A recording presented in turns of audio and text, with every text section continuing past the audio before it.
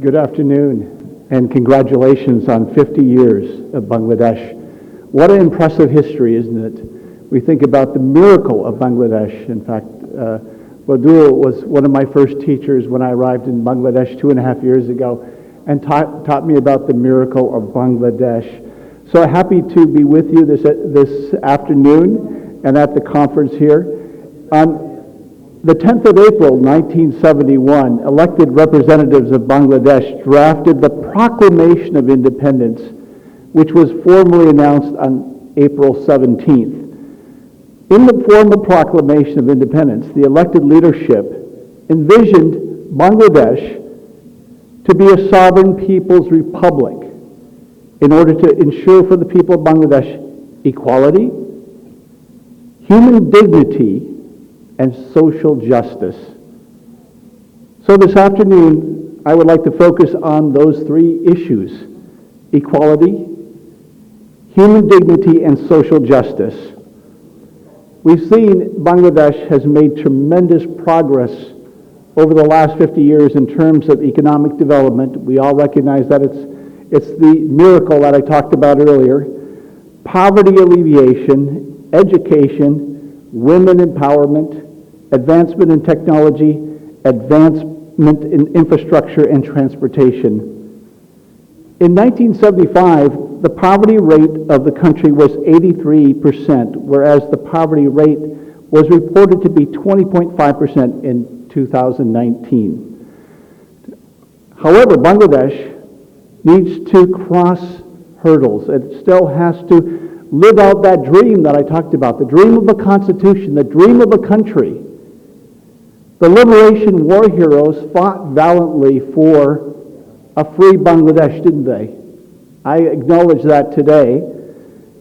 To ensure that the people of Bangladesh had equality, again, human dignity, and social justice. That was the Proclamation of Independence.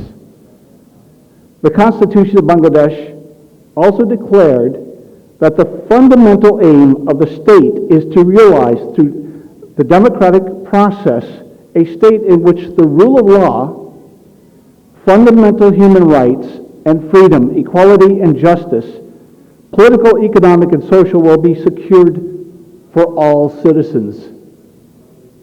You've come a long way, and yet we have to strive.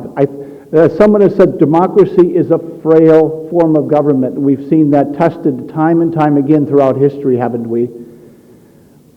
There's not one trajectory. It has ups and downs. But we must endeavor to promote it. We must not lose sight of the goals of equality, human dignity, and social justice. In order to ensure human dignity, it is essential that human rights for all citizens be upheld, and the freedom of expression, especially the freedom of the press. We've heard a little bit today about the Digital Security Act. I met two people, I had lunch with two people today who said that they were arrested and imprisoned for violating the Digital Security Act. And I feel like this is, of course, something that will inhibit the misuse of the Digital Security Act will inhibit those freedoms that we need to save, that the people of Bangladesh need to safeguard. I'd like to just turn and focus a little bit about USAID and our strategy going forward. We have what we call a country development cooperation strategy for 2020 to 2025. And we believe that strategy is built on a partnership with the government of Bangladesh and also the people of Bangladesh. So we've highlighted three areas that we want to focus on. Number one, improve democratic systems that promote transparency, accountability, and integrity, really the theme, good governance. Enhanced opportunities for an inclusive, healthy, educated society and a robust economy, number two. That's number two, enhanced opportunities. Number three, strengthened resilience to shocks and stressors. We've heard a lot about the environmental impact, the issue of just the tremendous, what we are anticipating are the tremendous challenges that we will face globally as well as here in Bangladesh. Regarding improved democratic systems, USAID seeks to strengthen democratic systems in Bangladesh that promote fair elections, support independent media, protect human rights, foster accountability, fight corruption, strengthen the rule of law, and strengthen civil society, again, in partnership with the government and the people of Bangladesh. Regarding enhanced opportunities for an inclusive, healthy, educated society and a robust economy, we want to create an inclusive, we want to work with you, the people of Bangladesh, to create an inclusive society and economy that will level the playing field for trade, improve competitiveness, accelerate energy sector transformations, strengthen digital economy and connectivity, and enhance human capital development. Finally, as I mentioned, strengthen resilience to shocks and stressors. We want to create a more resilient society to advance environmental and social safeguards and standards to combat transnational environmental crime by improving management of natural resources. USAID will continue to pursue opportunities, U.S. government, to support democratic and good governance principles. We will build on Bangladesh's commitment to an inclusive development, fiscal integrity, fundamental freedoms, and improved political processes. We're in the midst of designing new programs right now as I speak, which will improve governance, strengthen civil society institutions, and create advocacy for forums to promote positive democratic reforms. One of the things that we want to focus on going forward is the youth.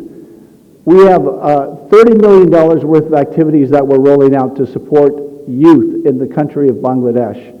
And so that's one of the new exciting initiatives. It will be cross-cutting. We talked about this morning, we heard this morning about the need for human capital investment in the RMG sector.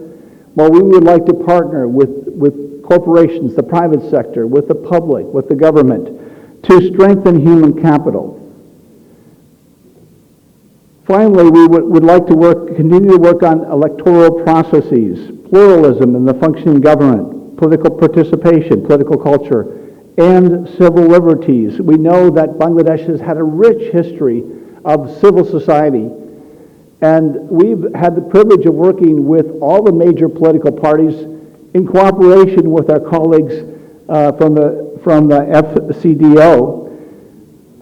And so I especially I can't help but remember one of the partners that we had in the passing away of H.T. Imam, who was a wonderful colleague and who supported our activities in working to develop political parties across the country from the grassroots level up. I'm a student of American political history. I'm currently reading about President Hoover. President Hoover, unfortunately, was president during what we call the Great Depression. And, but yet he was a surprising leader. He was the first great organizer of what I would like to say was a precursor to the USAID back during World War I, when he established the Committee for the Relief of Belgium, and that base of operations was England. He helped to bring relief to 9 million people throughout the height of the war. In 1922, Hoover published a book called The American Individualism, and I'd just like to make a couple points before I close from that book. He argued that human progress stems from the intelligence, character, and courage of individuals, because every person contains a divine spark of the human soul. He has the potential to make a worthy contribution to life. He said, "It is therefore in the best interest of society to ensure the equality of opportunity for all. Every person should have the liberty to give all that is in him to give. Every individual should be free to take the position in the community in which his intelligence, character, ability, and ambition entitle him. I want to thank you for this opportunity to speak today. I want to reflect one more time on the Proclamation of Independence as we move towards making sure that every Bangladeshi has equality, has human dignity, and gets social justice. Thank you so much, and have a good afternoon.